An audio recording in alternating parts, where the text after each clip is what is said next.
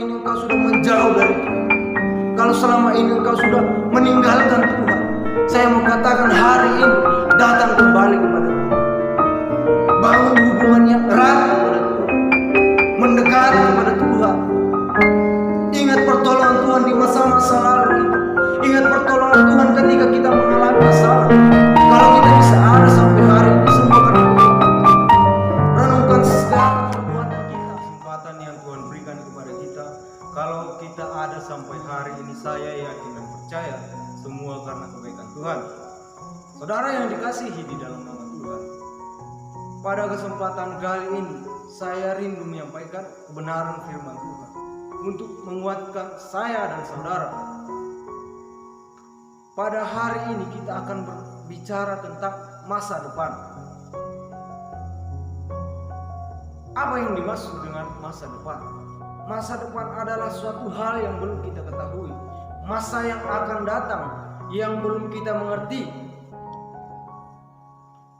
Berbicara tentang masa depan ini, saudara, begitu banyak orang-orang Kristen di luar Kristen yang mengalami namanya ketakutan di dalam masa depan, memikirkan hal-hal yang buruk di dalam masa depan.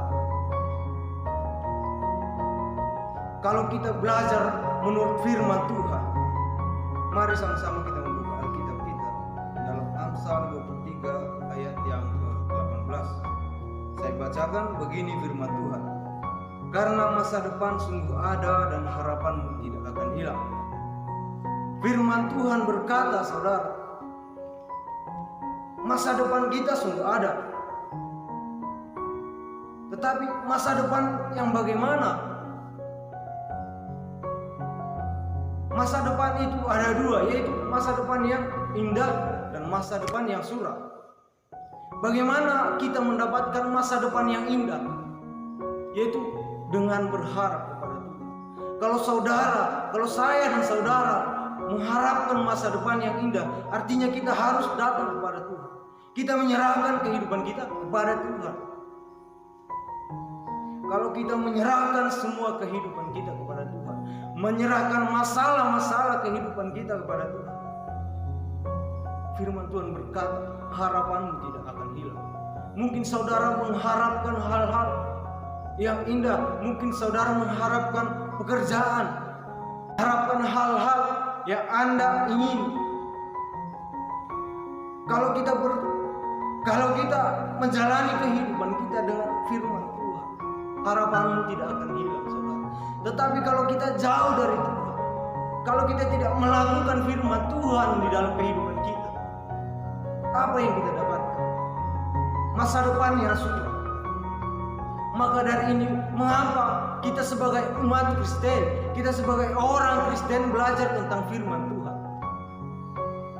Karena saudara sebagai orang Kristen kita harus mengandalkan Tuhan di dalam kehidupan kita. Kenapa saya mengatakan kita harus mengandalkan Tuhan di dalam setiap kehidupan kita? Kalau kita belajar jauh dalam Yeremia, firman Tuhan berkata, rancangan yang kusediakan kepadamu adalah rancangan damai sejahtera. Rancangan yang Tuhan berikan kepada kita adalah rancangan damai sejahtera, bukan rancangan kecelakaan.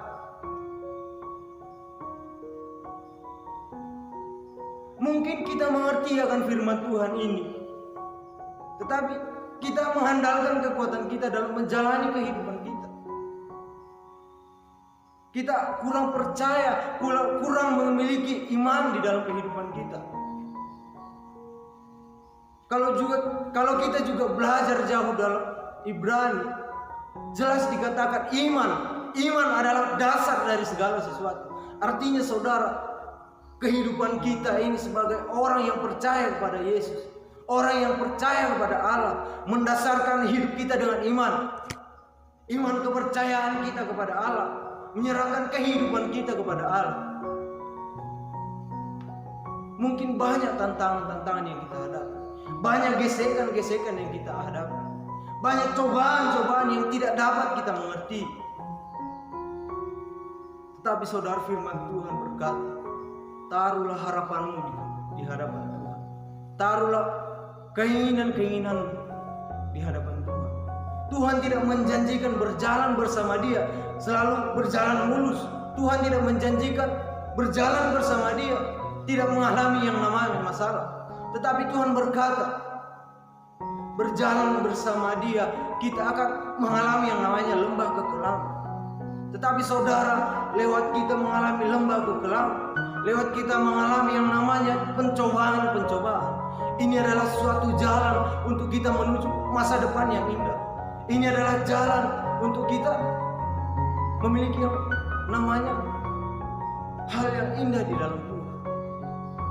Kalau saudara mengharapkan Tuhan di dalam kehidupan kita, kalau saudara mengharapkan Tuhan di dalam kehidupan saudara,